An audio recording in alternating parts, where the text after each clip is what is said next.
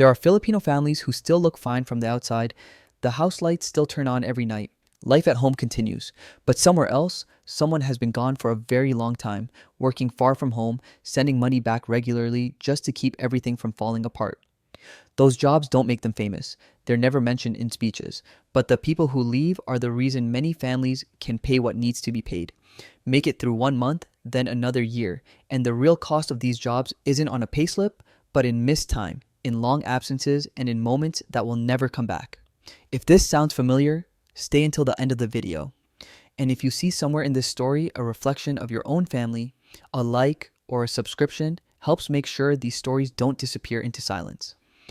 We'll begin with the jobs that seem the most stable. Number 8. Factory workers. Mornings in industrial zones begin while many families in the Philippines are still asleep. Factory lights turn on very early. The production lines run steadily, never slowing down, never waiting for anyone. Time there is measured by machine rhythm, not by days or months. Today looks like yesterday, and tomorrow usually feels no different. Shifts last 11 to 12 hours, one movement, repeated hundreds of times each day. When the shift ends, sweat soaks through the shirt and the hands still carry a faint vibration from the machinery. That sensation doesn't fade right away, even after leaving the factory floor. Life slowly narrows, revolving around two familiar places, the factory and the dormitory, just a few minutes walk away. Inside the cramped room, next to a bunk bed, there's a small table. On it lies an old work logbook, a few carefully folded contracts, and a calendar marked with remittance dates. With his current shift, Joel sends home a steady amount each month, enough so his family in the Philippines doesn't fall behind on required payments and life at home can continue as normal. Back home, everything looks fine. Here, everything is simply repeating. You have to flip to the first page of the logbook to find the name Joel, written in faded blue ink. 7 years of work, 7 contract renewals. Each time he signs again, the same familiar thought returns. Just a little longer. The family needs stability. And this job provides exactly that. At least on paper. Stability is why many people choose factory work. No talking needed, no connections required. Just show up on time and do your part. For those who leave home to support their families, it feels like the safest choice. Safe enough that no one questions whether there could be another path. But over time, the other side slowly appears. The job doesn't open new doors. Skills stay still, while the body grows more accustomed to repetition. Each year that passes, stepping away from the production line becomes harder, not because of unwillingness, but because confidence in doing anything else quietly disappears.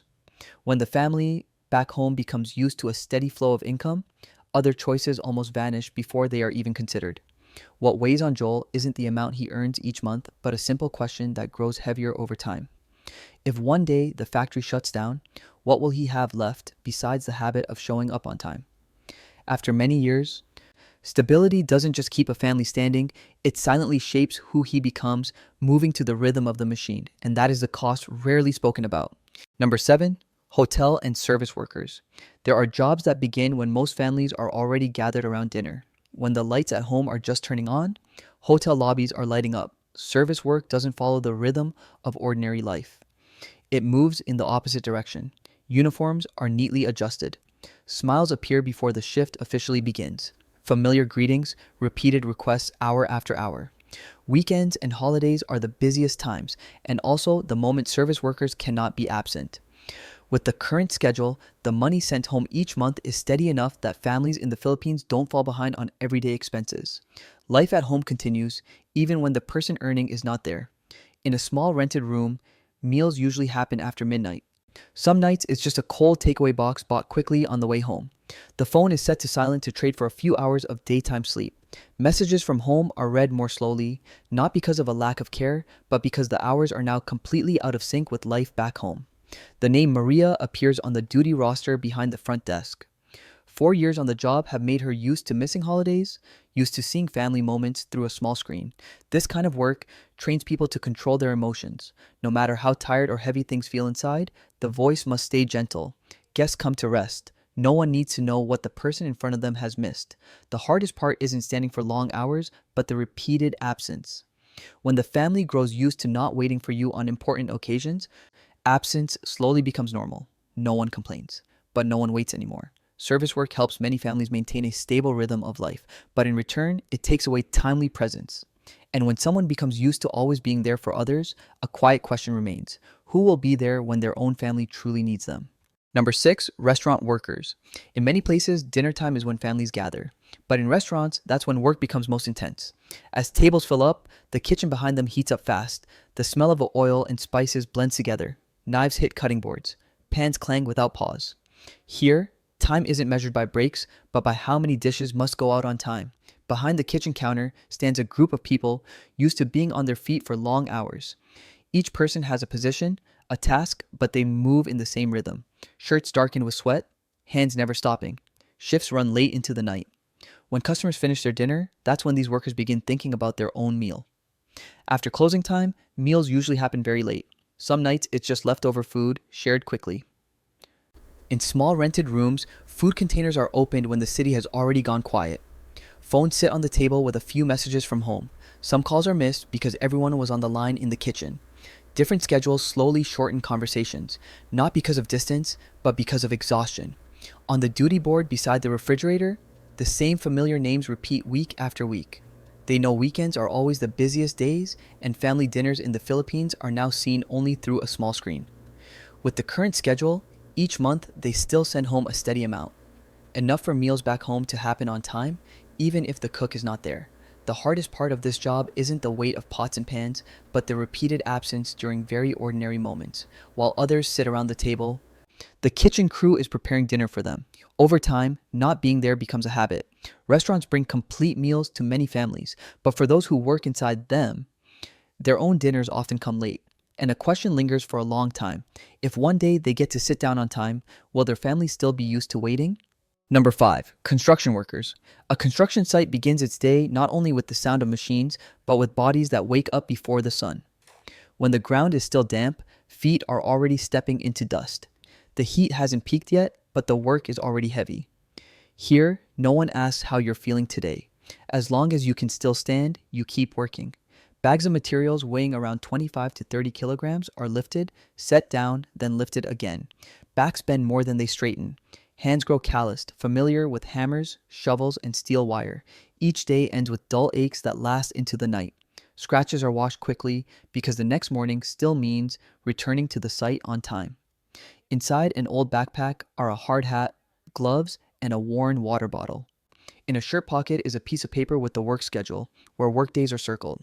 With the current project, the worker sends home a steady amount each month, enough for the family in the Philippines to maintain daily life. Back home, everything continues because of labor happening under the sun. On the hard hat, the name Antonio is written hastily with a marker that has faded. 10 years in construction have made him used to changing locations, used to his body absorbing the strain before it has a chance to complain. This job pays fairly for the strength it demands, but only as long as the body can endure. The real worry isn't today, but the years ahead. Pain no longer disappears after one night of rest. Recovery takes longer. A working life grows shorter, while the family still needs someone to carry the load. When strength fades, choices fade with it. The project will eventually be completed. The building will stand and others will move in. But for the worker, what wears down each day isn't concrete, it's his own body. And a question stays behind for a long time. When these hands can no longer lift, who will carry the rest for the family? Number 4, domestic helpers. The door closes very softly each morning. The house is large enough for a family to live comfortably, but for the person working there, everything must always be in the right place at the right time. This isn't your home, yet it takes up most of your everyday life. Liza begins her work while the house is still quiet, mopping floors, washing clothes, preparing meals, cleaning rooms. When everyone wakes up, everything is ready. When they leave, another set of tasks follows. Hours aren't clearly defined. When there's work, you do it. When it's done, you wait. The room is just big enough for a single bed and a few personal items. It's the only space where the door can be closed, even if only for a moment. Inside a small suitcase placed against the wall are clothes for all seasons and a few familiar items brought from the Philippines.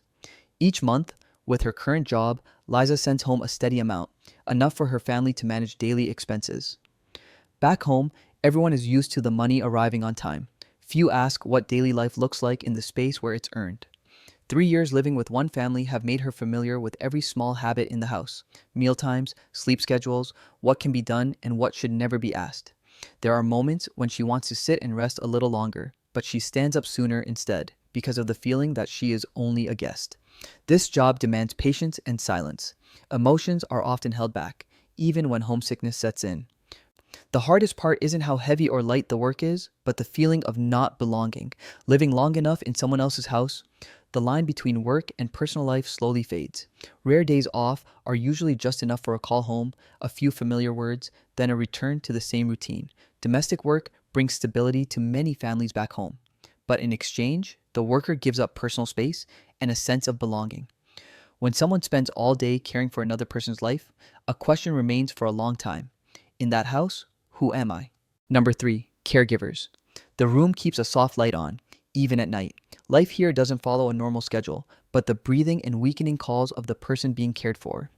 The work begins with very small things, helping them sit up, wiping their body, giving medicine on time, sitting beside them when the pain returns. Time moves slowly because every minute requires full attention. Caregivers grow used to being very close enough to know every habit, how the cup is held, the restless sleep, the same stories told each evening.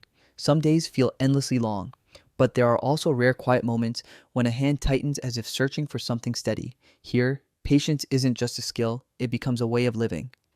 Inside a small cabinet is a carefully written medication schedule, beside a few personal items brought from the Philippines. With the current shift, the caregiver sends home a steady amount each month, enough for the family back home to maintain daily life. On the other side of the screen, everyone is used to the money arriving on time. Few see the sleepless nights or mornings that begin before dawn. The name Anna is spoken softly in the room. In her 4th year doing this work, she has grown more attached than she ever expected. There is no clear boundary between work and emotion. When the person she cares for smiles, the day feels lighter. When their health declines, the worry grows heavier with it. The hardest part isn't the workload, but the attachment that comes with separation. Some bonds form very slowly, but end very quickly. When a contract closes, it isn't just the loss of a job, but the loss of a familiar part of everyday life. Caregiving provides stable income for many families in the Philippines, but the price is emotional. When someone spends many years caring for another person's life, a quiet question remains. After all that attachment, who will stay behind to care for them? Number 2, nurses. In hospitals, there are shifts where mistakes are not allowed to exist. Hallways stay brightly lit through the night. Heart monitors beep steadily. When the city has fallen asleep, the people here must remain fully alert. Responsibility does not allow them to be tired. The work follows strict procedures, checking vital signs, giving medication on time, recording every small change. Some decisions must be made very quickly, but cannot be wrong. The pressure isn't loud, but it weighs heavily. Each shift ends with a deep exhaustion that cannot be shaken off by a short sleep. In the break room, a bag rests against the wall with a neatly folded uniform and a phone vibrating softly. Messages from home arrive late because of time differences. With the current schedule, the money sent home each month is steady enough for families in the Philippines to live with peace of mind. Back home, people feel proud to have someone working in healthcare. Few see the night shifts that run back to back or the meals left unfinished because of emergency calls. The name Grace appears on the overtime duty list. 6 years in the profession have taught her how to stay steady in the most intense moments. This job brings respect, but it also takes away a great deal of family time. Rare days off are often cut short. Appointments are postponed, then slowly disappear. The hardest thing to talk about isn't the work pressure, but the feeling of leaving the place where you were trained to save lives. As skilled nurses leave one by one, hospitals back home grow more understaffed. A decision that is right for the family becomes an unanswered question for the community. Nurses are the ones who keep hospitals running every day. They stand at the edge of life and death for others. But after many years of carrying that responsibility, a question lingers. When everyone needs them, who will stay for their homeland? And for themselves. Number 1, seafarers. There are jobs that don't take the most physical strength, but take time. When the ship leaves port, life at home continues to move forward, just without the person who has gone far away. Birthdays, graduations, ordinary evenings. Everything happens on schedule, but with someone missing. At sea, day and night are not measured by lights or traffic. They are divided by shifts, by ship horns, by calendar pages torn away quickly. Life shrinks into narrow corridors, a sleeping cabin just big enough for a single bed, and meals at fixed hours. 6 to 9 months pass like this. Time doesn't slow down. It disappears. Inside a metal locker are a passport, a seafarer's book, and a few photographs that have been looked at countless times. Each month, under the current contract, money is sent home regularly, enough to keep life stable for the family in the Philippines.